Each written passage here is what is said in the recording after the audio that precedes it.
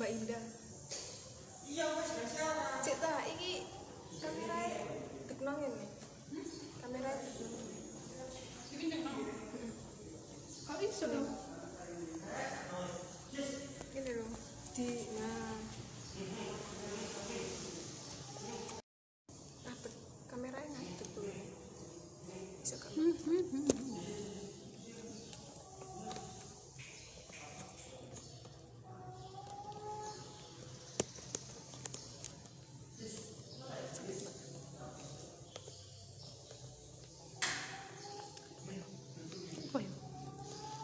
Apa ya? Nggak bisa aku cekin. Aku cekin nanti. Tengok lagi.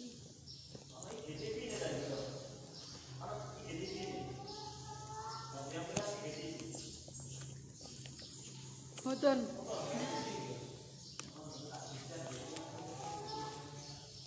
Sakit masih ngono, Pak. Masih mau di aplikasi ngono sakit. Kongkon ibu.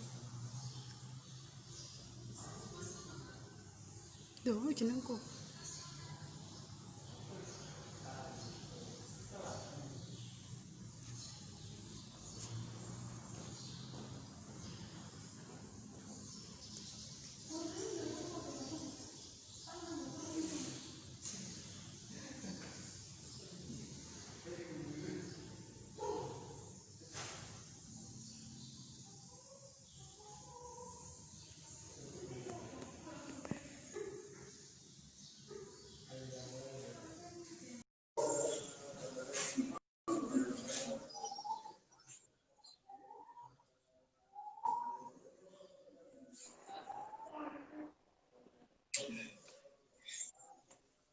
Assalamualaikum warahmatullahi wabarakatuh. Ya, Selamat sore. waalaikumsalam. Iya, sore. Baik. Pada diskusi kali ini, Heeh.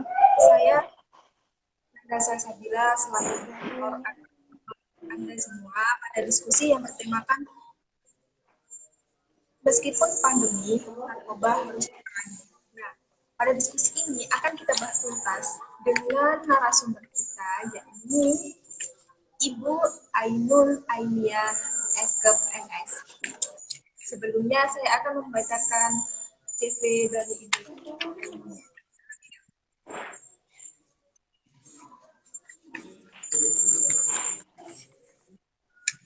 Baik. Ibu Ainul Ainia SPS bertanggal lahir Gresik 30 November 1992, alamatnya di Perumahan Pondok Pertama Suci, Kecamatan Blitar, Kabupaten Gresik. Saya sudah. Kemudian pendidikan beliau yakni TK Dharma Wanita Dahan Rejo Kidul, MI tahun 3, MPN 2 Kabupaten Gresik, MA Yasmin Kes Majapahit, Mojokerto. Sedangkan riwayat pekerjaannya perawat RSUD Sidoarjo, pegawai PTN BNN Kabupaten Gresik sebagai perawat klinik dan konselor adiksi Napda BNN Kabupaten Gresik. Dalam tema ini kita akan pada diskusi kali ini kita akan ada pembahasan terlebih dahulu, lalu dilanjut dengan pertanyaan-pertanyaan. Nah, untuk sesi tanya jawabnya, mungkin para peserta diskusi bisa menyantumkan pertanyaan di kolom komentar. Baik, Ibu, kita langsung mulai diskusinya. Iya, Di tengah gencarnya perhatian bangsa ini bahwa virus COVID-19 yang makin teridentifikasi, ada satu hal tak boleh terlupakan, yakni bahaya penyalahgunaan narkoba yang terus merusak generasi muda. Ancaman narkoba adalah sebuah ancaman yang lebih berbahaya di masa depan. Dan ini semua bakal berakhir. Seperti yang kita ketahui, bahwasannya Badan Narkotika Nasional atau yang biasa disebut dengan BNN adalah lembaga pemerintahan non kementerian Indonesia yang bertugas Mm-mm. untuk melaksanakan tugas di bidang pencegahan, pemberantasan penyalahgunaan dan peredaran gelap narkotika, psikotropika, prekursor, dan bahan adiktif lainnya. Pada situasi pandemi yang masih melanda, telah banyak hal yang membuat aktivitas kita terhenti. Namun, di sisi lain, masalah peredaran gelap dan penyalahgunaan narkoba tidak pernah terhenti di negara kita. Menurut catatan BNN RI, ada kenaikan lonjakan kasus narkoba di Indonesia hingga bulan Mei kemarin. Mm-mm. Dan di tengah pandemi ini, ada sederet artis Indonesia yang terseret dalam kasus narkoba. Nah, Ibu, khususnya nih di daerah Gresik, apakah ada kenaikan yang signifikan mengenai peredaran dan penyalahgunaan narkoba? Lalu, seberapa rawan Gresik ini dengan narkoba?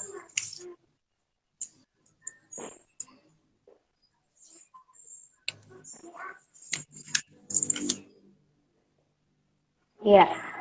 Selamat sore Mbak Nanda. Selamat sore, Ibu. Assalamualaikum warahmatullahi wabarakatuh. Selama masa pandemi ini di Kabupaten Gresik masih seperti biasa, tapi tidak menutup kemungkinan karena kan banyak orang yang nekat ingin bekerja secara instan, dan juga kan akhir-akhir ini kan gara-gara pandemik ini kan banyak orang pegawai pekerja yang banyaknya dirumahkan sehingga banyak yang kehilangan pekerjaannya. Jadi untuk angka prevalensi di masa pandemi ini sementara di Gresik masih sama, tapi kita tidak tahu untuk kedepannya seperti apa. Baru-baru ini contohnya yang ada di Jawa Timur telah ditemukan jaringan oleh mantan pemain sepak bola yang masih gencar mengedarkan narkotika jenis sabu-sabu. Setelah ditelusuri sumbernya itu ternyata ada home industry di daerah Semarang, di perumahan Semarang. Jadi masa pandemi ini masih banyak orang yang gencar-gencar untuk mengedarkan narkotika itu. Jadi kita di BNN itu biasanya itu lebih menekankan untuk ke jaringannya, ke pengedarnya. Kalau penggunanya pasti direhab. Berarti untuk penggunanya itu langsung masuk rehabilitasi gitu ya? Iya, kalau pengguna narkotika itu pasti kita usahakan untuk rehabilitasi. Untuk pengedarnya itu pasti akan kita proses hukum juga. Kita lanjut untuk ke jaringan-jaringannya. Baik, Ibu. Iya. Dalam situasi sekarang ini, upaya sosialisasi bahaya narkotika yang biasanya menghadirkan massa besar, tentunya tidak dapat lagi dilakukan untuk sementara waktu. Iya, kita belum bisa keluar ya. Ya, Mengumpulkan masa-masa, mengadakan sosialisasi, kita belum bisa karena masa pandemi ini yang tidak tahu kapan ya berakhirnya. Semoga segera berakhir agar kita bisa aktivitas kembali lebih leluasa, bisa menyapa semua yang ada di luar, bisa tatap muka, bisa saling silaturahmi lah intinya. lalu untuk menyikapi hal ini, untuk BNN sendiri bagaimana? Untuk menyikapi ini biasanya kita hanya bisa mengadakan sosialisasi melalui media cetak seperti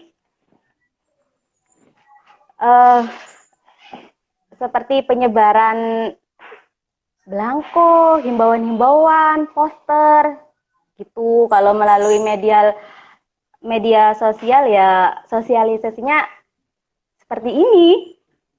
Bisa kita sosialisasikan melalui seperti ini. Nanti kalau dari PNM sendiri tidak ada agenda untuk ke ke warga-warga atau pakai mobil PNM untuk menyiarkan langsung gitu Bu. Iya, itu sudah kita laksanakan.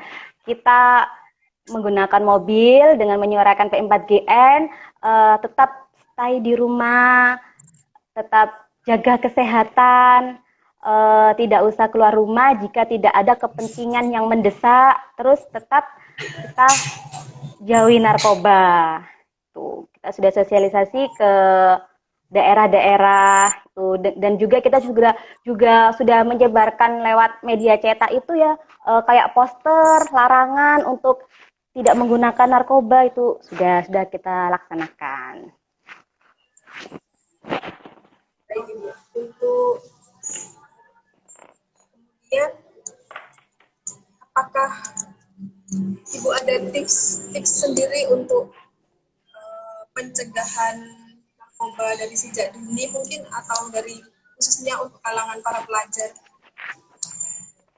Oke, untuk tips-tipsnya untuk pencegahan bagi kalangan pelajar yang pertama itu kita harus menghargai diri kita sendiri.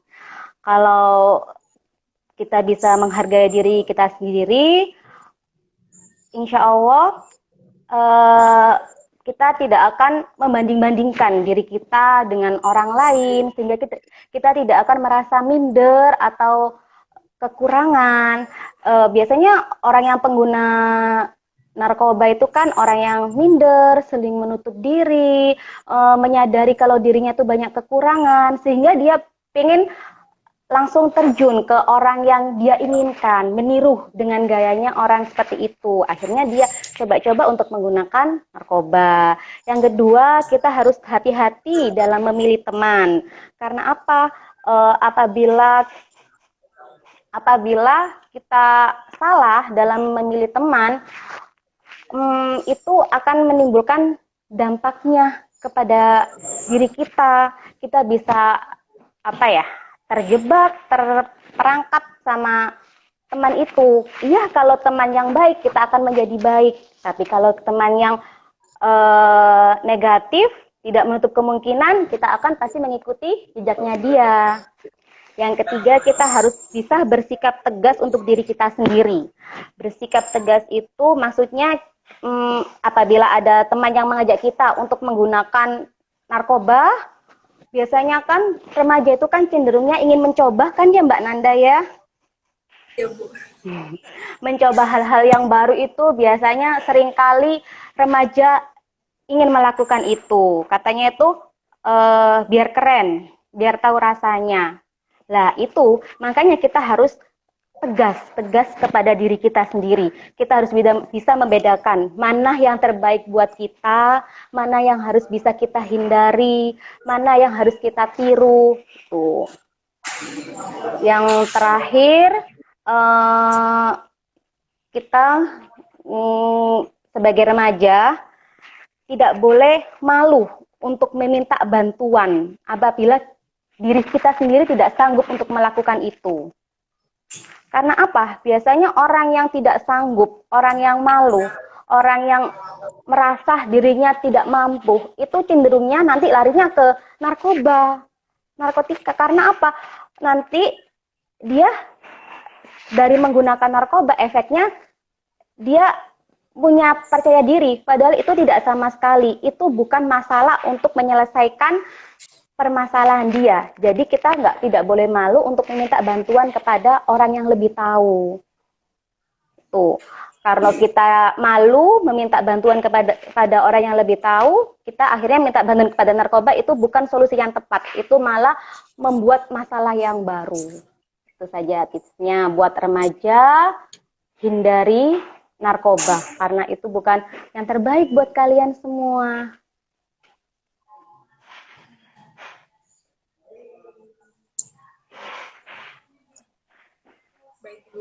Dari narkoba dekati keluarga. Iya, jauhi narkoba, dekati keluarga. Itu harus lebih terbuka ya dengan keluarga kita kan ya. Uh-uh. Oh iya Bu, untuk faktor-faktor penyebab dari seorang pengguna narkoba itu apa saja? Kalau Faktor penyebabnya. Mm-mm. Kalau di lingkungan remaja, faktor penyebabnya itu biasanya mungkin karena faktor lingkungan. Yang paling banyak selama ini faktor penyebabnya itu faktor lingkungan. Dari pengaruh lingkungannya sendiri. Dari dia ingin tahu, ingin mencoba. Kenapa? Contohnya seperti ini. Teman saya seperti ini kok kayaknya dia nggak ada beban di hidupnya. Akhirnya dia mencoba seperti itu. Yang kedua itu mungkin karena faktor keluarga juga ada. Anak yang kurang terbuka dengan keluarga, kalau ada masalah keluarga diselesaikan sendiri, dipendam sendiri, itu biasanya larinya ke situ. Curhatnya sesama teman, padahal belum tentu teman itu memberikan solusi yang terbaik buat dia. Ada kan teman yang bukan memberi solusi yang terbaik, malah menjerumuskan. Ya kan Mbak Nanda ya? Tuh, tuh faktor-faktornya yang selama ini yang paling banyak dari pasien yang kita tangani. Terus faktor yang ketiga itu dia menggunakan narkoba karena pekerjaan dia. Itu bukan alasan. Menurut saya itu bukan contoh alasan. Karena pekerjaan biar saya lebih semangat bekerja, itu bukan alasan untuk menggunakan narkoba. Itu cuma apa ya? Cuma basa-basi dia aja untuk mengakui kesalahannya itu. Karena apa ya? Orang yang menggunakan narkoba benar, tapi kita lihat jenis narkobanya dulu ya. Kalau yang kita gunakan stimulan, oke, kita akan lebih keras bekerja karena yang dipacu itu yang keluarkan dia lebih percaya diri, lebih banyak tenaganya, jadi dia lebih banyak untuk lebih giat untuk bekerja. Tapi bukan solusi yang tepat itu untuk pekerjaan. Bisa jadi nanti pekerjaannya malah amburadul karena efek dari narkoba itu bikin dia tidak fokus dalam pekerjaan. Dia kurang fokus dalam bekerja sehingga pekerjaannya rancu, banyak yang keliru. Itu kan nanti efek kedepannya kan lebih banyak lagi. Gitu. Ya Ibu, ini ada pertanyaan dari saat melakukan penelitian manfaat atau kegiatan kerja, apakah bisa dapat izin atau tidak diperbolehkan Bu?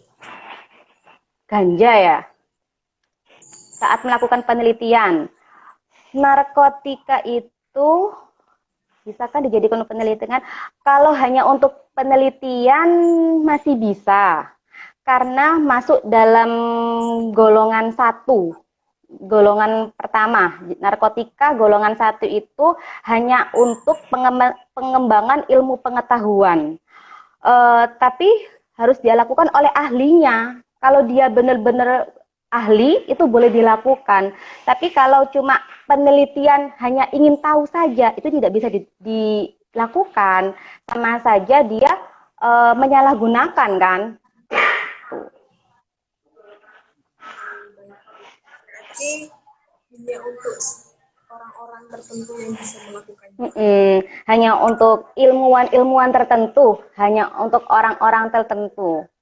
Kayak badan yang ditunjuk untuk penelitian tuh kayaknya badan apa untuk meneliti ini, ganja digunakan untuk ini, untuk obat ini, itu bisa. Karena itu masuk golongan 1. Golongan 1 itu bisa digunakan untuk pengembangan ilmu pengetahuan. Next, ini ada pertanyaan dari Bastian DPA. Ya. Terkait maraknya kasus artis nih Bu, kan kemarin baru aja ada yang ditangkap lagi artis yang pakai ganja. Tren narkoba di kalangan artis itu bagaimana? Narkoba di kalangan? Oke. Narkoba di kalangan artis itu biasanya digunakan sebagai stimulannya dia. Digunakan sebagai bekerja. Pasti itu alasan semua artis menggunakan narkoba itu untuk pekerjaannya, untuk stimulannya, untuk memacu dia agar lebih giat bekerja. Kalau memang di kalangan artis selama ini banyak ya Mbak ya yang disalahgunakan ya Mbak ya. Ya, Bu. Apalagi yang barusan ketangkep itu. Artis siapa Mbak yang baru ketangkep itu Mbak? Frankio sih bukannya. Iya, itu digunakan untuk sebagai dia agar lebih giat untuk bekerja. Tapi itu tapi dia tetap salah lah Mbak, karena dia kan menyalahgunakan. Tapi tetap diproses secara hukum. Ya, pasti diproses secara hukum karena dia menyalahgunakan. Kalau dia benar-benar hanya penyalahguna, nanti pasti akan diajukan untuk mengikuti rehabilitasi. Tapi kalau dia sudah menyalahgunakan dan mengedarkan, pasti akan ditinjak lanjut, diproses hukum, dan kita olah jaringannya. Dari mana dia dapat dari mana, dijual ke siapa, itu. Kan sama saja dia mengedarkan juga, bukan menyalahgunakan saja. Ini kan juga sebagai pemegang klinik di BNN Kabupaten Gresik. Iya. Pasien rehabilitasi tersebut kebanyakan dari kalangan apa saja? Selama ini kalau kalau tahun ini itu kita macam-macam Mbak. Ada yang dari golongan pelajar, ada yang dari golongan pekerja, ada dari golongan pelajar sama pekerja yang tahun ini.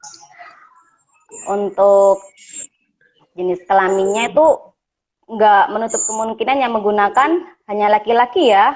Perempuan di Gresik juga banyak yang menggunakan ini.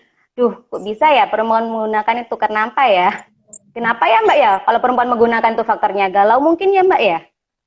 Mungkin karena percintaan, Bu. Oh, karena percintaan.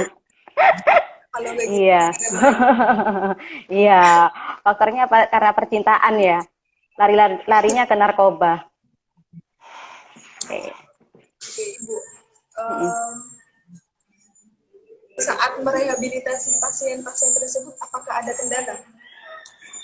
Insya Allah enggak, tapi kendala kita karena akhir-akhir ini Mbak, karena kita PSBB ya Mbak ya, biasanya kita konselingnya langsung bertatap muka, langsung dengan pasien, tapi karena PSBB seperti ini mungkin kita harus membatasi, kita juga nggak boleh terima pasien, akhirnya kita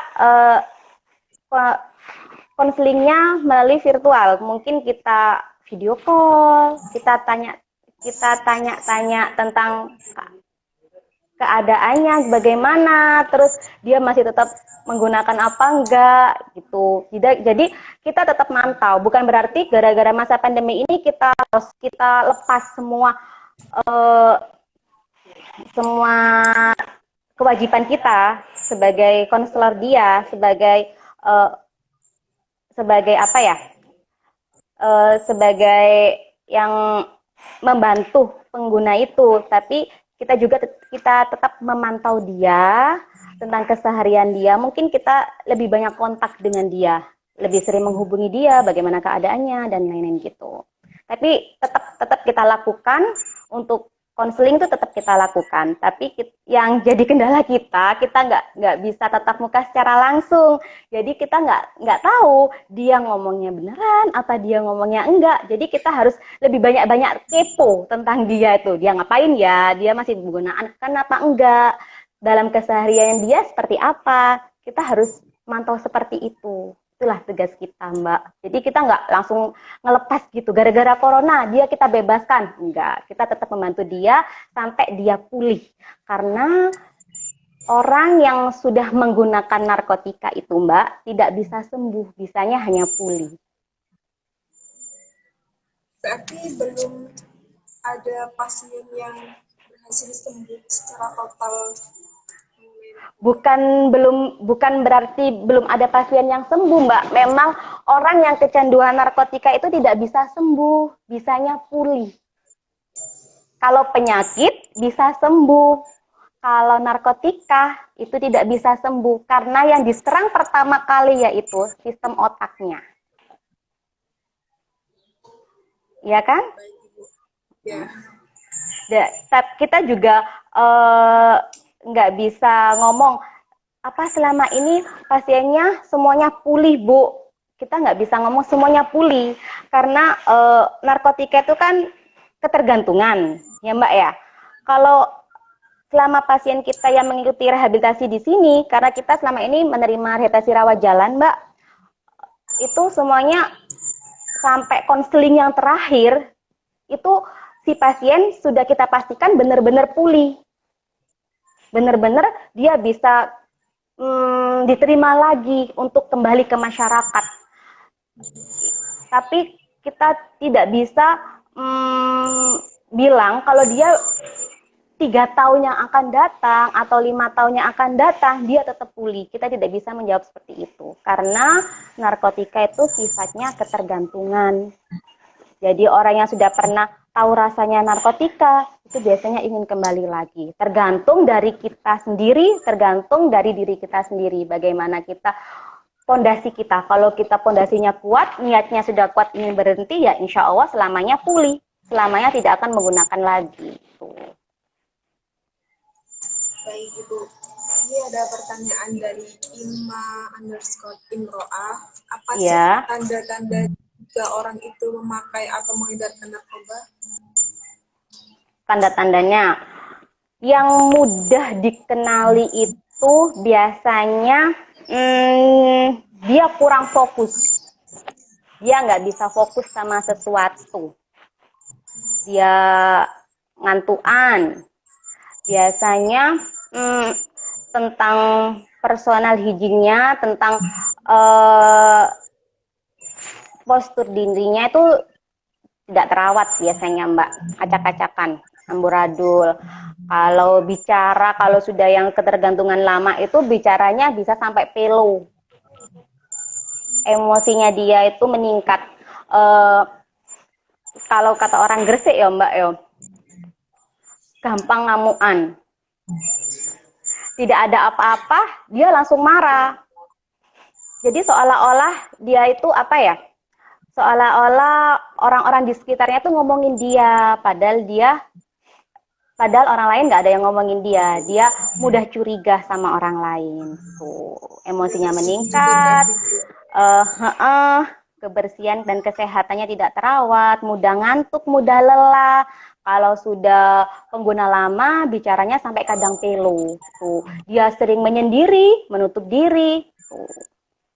Jadi nanti kalau ada tanda-tanda seperti itu di lingkungan Mbak Nanda atau Mbak Nanda punya teman yang seperti itu, jangan dibiarkan, Mbak, kasihan dia. Tanyalah, dekati dia. Kenapa sih kok seperti itu? Ada masalah apa? Itu barangkali dia butuh bantuan Mbak Nanda untuk menyelesaikan. Kalau memang dia ada ketergantungan narkotika, jangan malu-malu dibawa ke sini. Karena biasanya orang yang dibawa ke sini itu dia malu karena dia kan nggak merasa kalau dia sakit. Aku ini sehat, kenapa kok diobatkan? Gitu. Padahal jelas-jelas dia butuh pertolongan kita, dia butuh direhabilitasi, ya. Pernah nggak Mbak nemuin orang yang seperti itu? Ada sih, tapi ya udah didekatin, terus dia udah kayak cerita-cerita masalahnya apa, terus kenapa kok bisa seperti itu, nanti kemudian baru dia bisa mengekspresikan kembali terus semuanya gitu. Oh ya. Jadi mungkin tapi orangnya pendekatan pertamanya itu harus mendekati dia, terus mendekati keluarganya, suruh untuk lebih banyak berkomunikasi dengan keluarganya, atau mungkin bisa jadi beliau itu tidak mendapatkan sebuah perhatian lebih dari keluarga, jadi melampiaskan dengan narkoba tersebut. Melampiaskan dengan apa? Kalau seumpama sudah udah mentok itu akan cenderung ke narkoba. Tapi kalau Gitu seumpama ya. seorang yang terjangkit dalam narkoba belum pernah. Ya, tapi hati-hati Mbak, kadang itu dia nggak gara-gara narkoba, gara-gara nggak ada uang juga menyendiri kadang Mbak. Iya kan ya Mbak ya? Nanti jangan salah, bukan semua orang yang menyendiri, orang yang bingung, kebingungan, suka ngamuk-ngamuk, dia mau konsumsi narkoba. Barangkali tanggal tua dia nggak punya uang, kan? Bingung kan Mbak, kita harus ngapain ya kan ya? Apa nggak punya kuota ya Mbak ya, buat hubungin pacarnya nggak bisa, jadi kan emosi sendiri sama dirinya. Oke, biar nggak tegang ya Mbak. Siap Bu. Next Bu. Oke, ya. Kemarin sempat viral Mm-mm. di media sosial dan televisi adanya kampung narkoba yang ada di Kalimantan Tengah digerebek oleh BNNP Kalimantan Tengah, hingga rumah yang diduga sebagai base camp banyak narkoba dibakar. Yang dibakar itu ya? Ya Bu, sepertinya untuk hukum dari pemerintah sendiri mengenai pengedaran ataupun konsumsi terus sebagai bandarnya itu tidak membuat efek jerah kepada mereka. Apakah ada terobosan terbaru mungkin Bu? Kayak Terobosannya. seperti di Singapura itu kan langsung kalau sama ada pengedar maupun itu langsung divonis sebagai hukuman. Tapi kalau menurut saya di Indonesia Belum ya? Iya, karena Indonesia ini negara hukum. Oke. mengedepankan Sebenarnya iya, mengedepankan hak asasi manusia. Oke. Sebenarnya itu kan udah diatur dalam Undang-Undang Narkotika ya, Mbak Nanda ya. Sudah secara tegas mengatur bahwa klasifikasi penjual, pengedar, bandar akan diancam hukuman penjara minimal 4 tahun hukumannya, atau bisa sampai dihukum mati. Nah, dan untuk pengguna itu dapat dilakukan rehabilitasi. Upaya represif dari pemerintah terkait masalah narkotika ini, dalam klarifikasi pengguna bisa dilaksanakan rehab. Untuk penggunanya rehab, tapi kalau bandar itu hukumannya minimal 4 tahun. Sudah dijelaskan itu dalam Undang-Undang Narkotika. Lah, kalau yang dimaksud Mbak Nanda itu kan di Kalimantan Tengah ya Mbak ya itu ya? Iya Bu. Rumahnya bandar sampai dikeroyok massa, dibakar, ya, dengan rame-rame. Iya, belum dihukum apa-apa. Jadi intinya kita itu nggak bisa sembarangan untuk bertindak seperti itu. Sebenarnya kita sudah banyak loh melakukan P4GN, melakukan penyuluhan ke desa-desa terpencil seperti itu. Seharusnya kan nggak dilakukan seperti itu. Kalau bandar bisa dilaporkan nanti ke RT-nya atau ke RW-nya, nanti bisa diproses secara baik ya, nggak dihukum seperti itu ya. Jadi intinya kalau bandar seperti itu akan dilakukan proses hukum. Tapi kalau dia hanya pengguna saja, tidak harus dipenjara, karena nanti akan dipulihkan dengan direhabilitasi. Seperti itu Mbak. Jadi kalau itu ya mungkin emosi warga setempat saja waktu itu,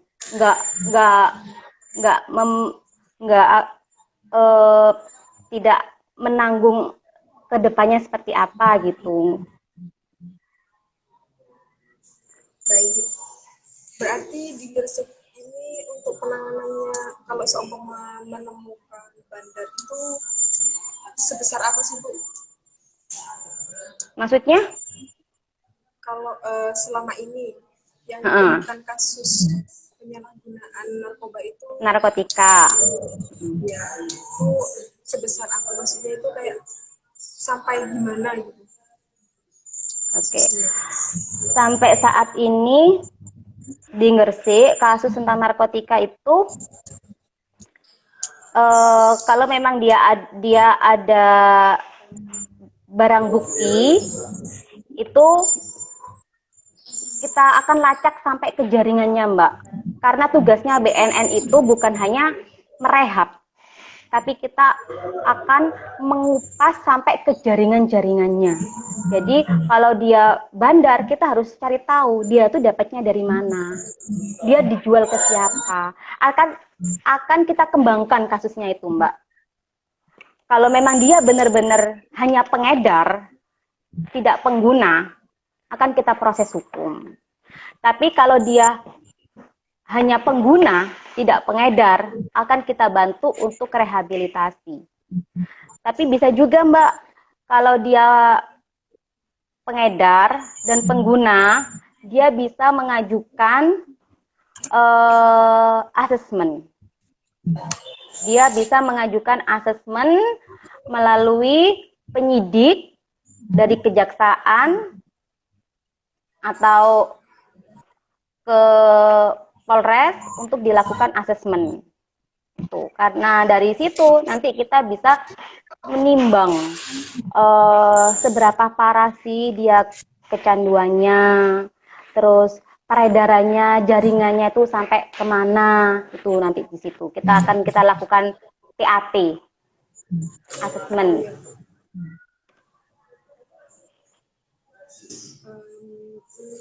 Baik Bu, lanjut.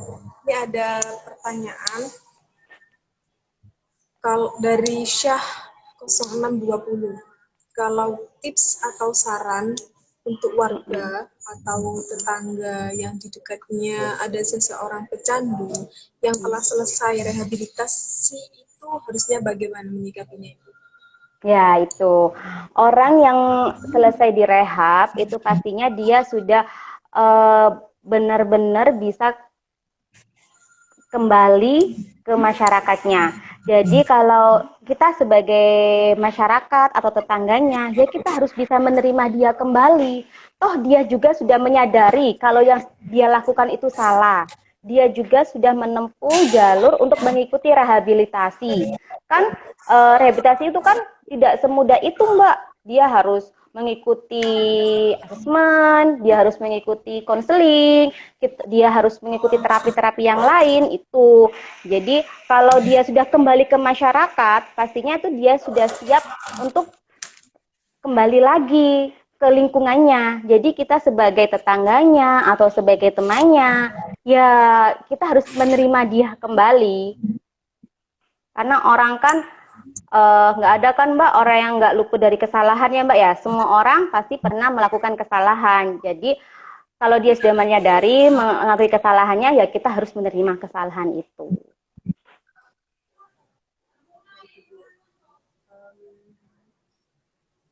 Ini untuk next Bu ya. Iya. Maaf Bu ya, saya tidak terfokus dalam menatap Ibu karena juga melihat kolom komentar juga.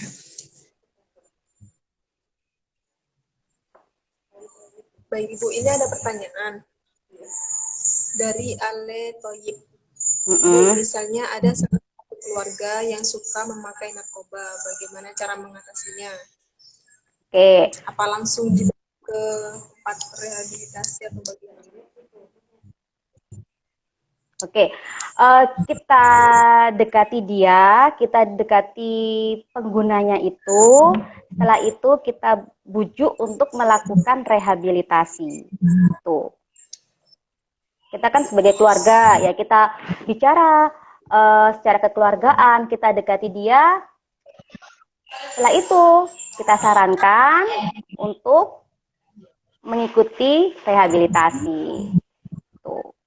Karena kalau disembuhkan sendiri di rumah, bisa jadi nanti dia bisa terpengaruh lagi sama lingkungannya. Ya sarannya kita ajak untuk, kita rangkul, kita ajak untuk mengikuti rehabilitasi. Karena nanti kalau direhabilitasi di sini nggak dipukulin Mbak, nggak dipukulin, nggak dicambuin, nggak disuruh bersih-bersih, nggak disuruh ngepel. Nanti kita di rehabilitasi di sini, nanti kita bimbing, kita konseling, kita pertama mungkin kita asesmen awal, kita akan cari tahu penyebabnya dia, kenapa sih dia kok menggunakan, faktornya apa saja yang mempengaruhi dia, terus sudah berapa lama dia menggunakan, terus dia sudah menggunakan zat-zat itu apa saja, ada kan yang menggunakan cuma satu zat, ada yang menggunakan multiple zat, banyak zat-zat, jadi campur-campur-campur gitu, dan proses penyembuhannya, proses pemulihannya itu beda-beda.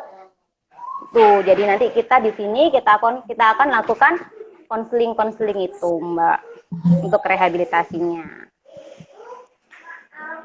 Baik. Lalu kalau seumpama di daerah kita atau di kota ada pakai narkoba atau pengedar ataupun bandar, itu cara untuk melaporkan ke BNN sendiri itu bagaimana? Atau ada cara strukturalnya atau bagaimana? Nggak ada. Cara pelaporannya mudah, tinggal telepon melalui call center di nomor, sudah tahu belum nomor BNNK Gresik? Boleh dijelaskan Ibu? Oke, bisa lapor melalui call center di BNN Kabupaten Gresik di 031 398 3194. Kalau nggak gitu bisa inbox di Instagram, DM di Instagram, dari mana, siapa itu. Nanti untuk si pelapornya, identitasnya pasti akan kita rahasiakan. Kita tidak akan mengumbar, kita tidak akan mempublikasikan ini laporan dari sini. Kalau di sini ada penyalahgunaan narkotika, jenisnya ini digunakan di sini, itu kita nggak akan menyebarkan seperti itu. Untuk si pelapornya, semua identitasnya pasti akan kita rahasiakan. Jadi jangan malu-malu, jangan takut-takut untuk melaporkan ke kita. Bukan berarti nanti habis lapor kita ke sana terus kita tembak semuanya, enggak seperti itu. Kita tetap prosedural. Baik, itu berarti ada perahasiaan identitas milik pelapor. Ya, itu pasti. Jadi kan kalau kita mau melaporkan kan ada rasa takut. Iya, mungkin rasa takutnya itu takut nanti dimarahin sama yang dilaporkan itu kan, diancam, apalagi dia pengedar, apalagi dia pengguna, kan perilaku kekerasannya itu kan tinggi ya. Mungkin ada rasa takut seperti itu. Oke, itu nanti untuk pelapornya, identitas apapun pasti kita rahasiakan. Misalnya jam segini, kok telepon kantor nggak enak ya, saya takut untuk bicara. Oke, langsung aja melalui Instagram BNN, di info BNN ya. Tuh, Min lapor ada penyalahgunaan narkotika di sini itu. Tuh, jenisnya seperti ini, sudah berapa kali digunakan di wilayah situ. Jadi selama ini identitas pelapor, kayak identitas klien yang direhabilitasi itu pasti kita rahasiakan, Mbak. Kita nggak akan mempublikasi, mengumbar. Selama ini pasien rehab yang di BNK Gresik itu orangnya dari sini, namanya ini, usianya segini. Yang mengikuti rehab di BNN itu ada yang anak pelajar dari sekolah ini, itu enggak. Selama ini kita nggak akan mempublikasikan tentang identitas klien kita atau pelapor yang selama ini melapor di sini. Jadi jangan khawatir, aman, semuanya aman. Oke, Ibu. Iya. Kan untuk mengetahui dia itu seorang pengguna narkoba itu kan adanya tes urin juga, Ibu. Apakah Screening awal. Okay. ya, apakah itu sudah diterapkan, maksudnya sudah diterapkan pada kayak pas sosialisasi di di sekolah-sekolah atau di desa-desa itu? Oke, sejauh ini untuk tes urin itu kita nggak bisa menentukan dia pengguna atau enggak dari tes urin, Mbak. Itu hanya untuk screening awal dan untuk sudah kita lakukan di sekolah-sekolah, di desa-desa, di instansi, selama ini sudah kita lakukan. Mungkin untuk ke sekolah hanya kita random, cuma beberapa siswa saja, tidak semua satu sekolah, semua siswanya kita lakukan tes urin. Enggak, mungkin kita random, kita ambil sampelnya berapa siswa gitu aja untuk mengetahuinya. Dari tes tersebut, apakah pernah ada kejadian ada seorang siswa ataupun pelajar gitu yang memakai narkoba itu? Yang positif menggunakan narkoba. Oke. Kalau seperti itu, biasanya itu positif false. Itu karena apa? Dia menggunakan obat, Mbak. Obat yang kandungannya kodein ada di obat batuk. Itu biasanya hasil dari rapid testnya positif benzodiazepin. Itu.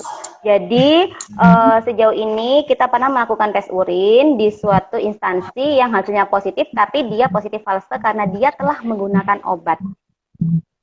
Obat kan narkotika kan ada yang digunakan untuk pengobatan kan ya Mbak ya? Iya. Mbaknya sudah berkeluarga belum? Belum, Ibu. Oh belum ya. Kayak orang yang habis melakukan operasi, itu kan obat biusnya kan mengandung narkotika juga, ya kan? Berarti untuk kalau seumpama dari pihak BNN sendiri menemui pasien yang positif itu langsung ada tahap-tahapnya lagi. Oke, kalau dia memang positif di obat-obatan, kita akan memintai dia resep, kopi resepnya. Benar nggak sih dia habis menggunakan obat ini secara resep dokter atau dia memang beli sendiri, beli sendiri atas kemauannya sendiri. Biasanya dia harus konfirmasi kepada kita dengan membawa kopi resepnya itu. Kalau dia memang diresepin dokter untuk menggunakan obat ini untuk pengobatan penyakit ini, itu kan dia tidak menyalahgunakan. Emang dia membutuhkan obat itu. Ya. Tapi kalau beda lagi, kalau dia memang positifnya di sabu-sabu, ya itu akan kita proses lagi, akan kita lakukan asesmen awal.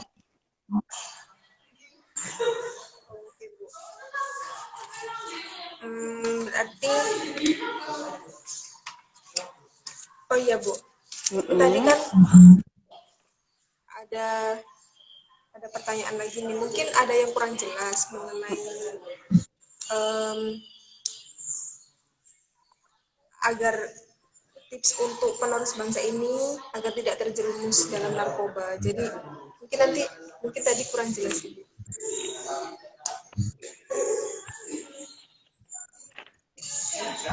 Tips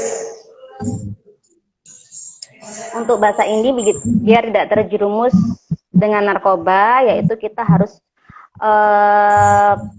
pandai-pandai dalam memilih pertemanan. Kita harus lebih harus lebih mawas diri dengan kita sendiri untuk memilih pertemanan, karena faktor utama yang pemicu selama ini di lingkungan remaja itu karena lingkungan yang negatif akan berpengaruh negatif juga kepada dirinya sendiri. Yang kedua, kita harus lebih tegas terhadap diri kita sendiri. Kenapa? Karena Contohnya, kalau ada teman yang mengajak kita ke hal-hal yang kurang baik, kurang positif, kita harus benar-benar berani menolak. Menolak untuk tidak mengikuti jejaknya dia, tidak akan terpengaruh dengan dia. Terus sebagai pemuda, sebagai remaja, kita harus bisa menghargai diri kita sendiri. Sebelum kita menghargai orang lain, kita harus pandai-pandai untuk menghargai diri kita sendiri. Karena kalau kita sudah bisa menghargai diri kita sendiri, kita tidak akan membandingkan diri kita sendiri dengan orang lain. Jadi sifat minder, sifat ingin seperti orang itu tidak ada, karena kita bisa menghargai diri kita sendiri. Yang terakhir, kita tidak boleh malu-malu, kita tidak boleh sungkan untuk meminta bantuan kepada orang yang lebih mampu untuk menyelesaikan masalah apabila kita sudah ada masalah.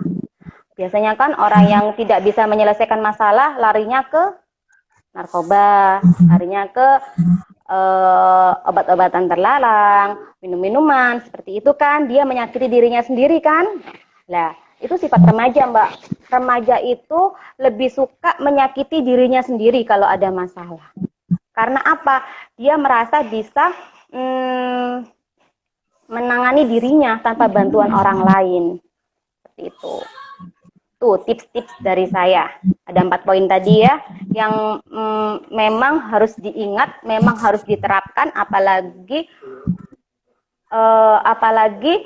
di Gresik ini memang sudah dinyatakan apa ya, darurat kayaknya ya, sudah darurat seperti ini, sudah banyak sekali, bukan hanya di lingkungan pekerja, pelajar juga sudah banyak sekali yang sudah menggunakan narkoba.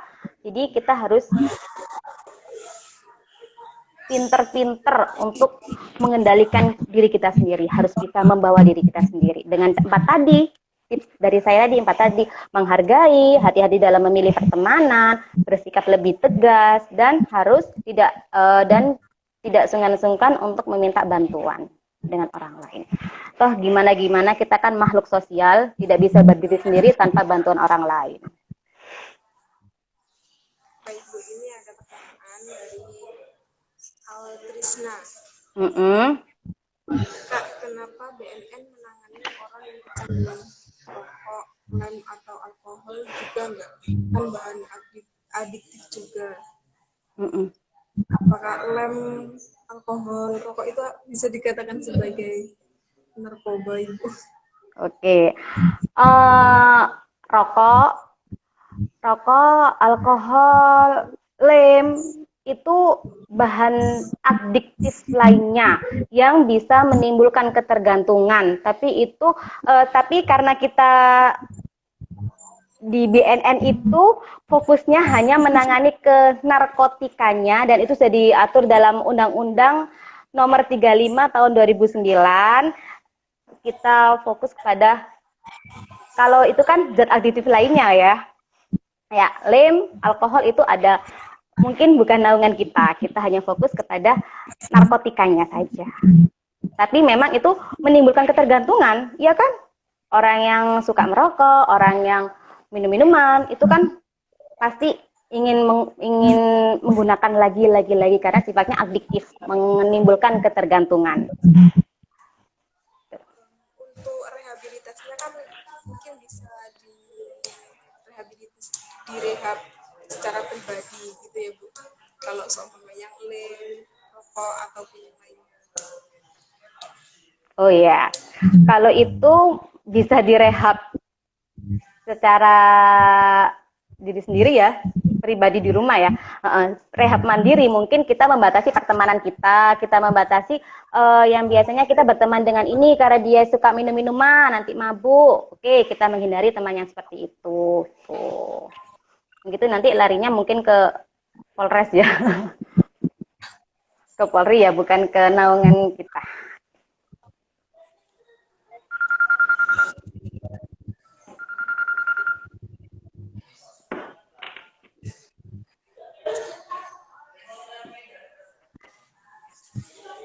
Ini live-nya bareng-bareng sama anak Ibnu ya, Mbak Nanda ya?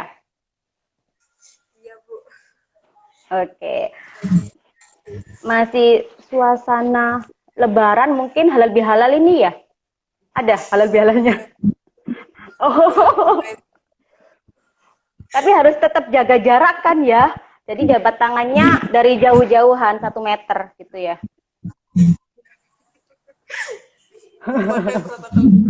Oh iya, mematuhi protokol kesehatan. Oke, tetap rajin cuci tangan ya, nanti habis salam-salaman, habis pegang apa, rajin cuci tangan. Kalau memang nggak ada air, kita menggunakan hand sanitizer saja yang mudah.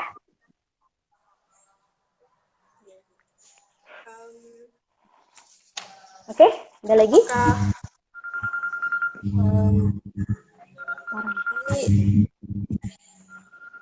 Angkat loh.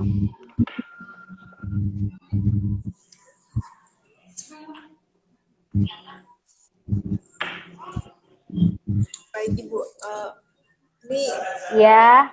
apa yang disampaikan kepada para pelajar maupun pelajar ini atau seluruh pelajar Indonesia agar Indonesia ini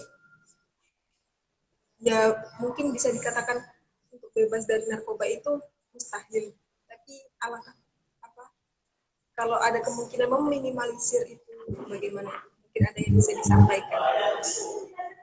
Oke, karena kita memasuki pandemik seperti ini, kita juga belum tahu kapan berakhirnya pandemik seperti ini.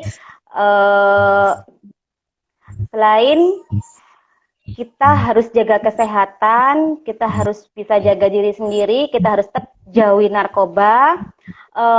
Kita kita lebih banyak di rumah saja. Karena apa? Mungkin kalau kita hal-hal yang tidak perlu kita keluar rumah, lebih baik kita hindari. Kalau tidak terlalu penting, mending di rumah saja. Kegiatan apapun bisa dilakukan melalui media sosial kan ya. Kalau nggak gitu bisa melalui telepon atau WA. Jadi kalau memang nggak ada kepentingan yang lebih penting, mending kita diam diri di rumah saja, jaga kesehatan, makan makanan sehat, banyak berdoa, dan jangan lupa rajin cuci tangan ya, pakai masker kalau keluar rumah. Ini kita nggak pakai masker ya Mbak Nandan ya, soalnya kita nggak beratap muka, kita berjauhan. Iya Ibu. Iya, tapi hati kita tetap dekat ya. Oh minal aizin wal faizin, saya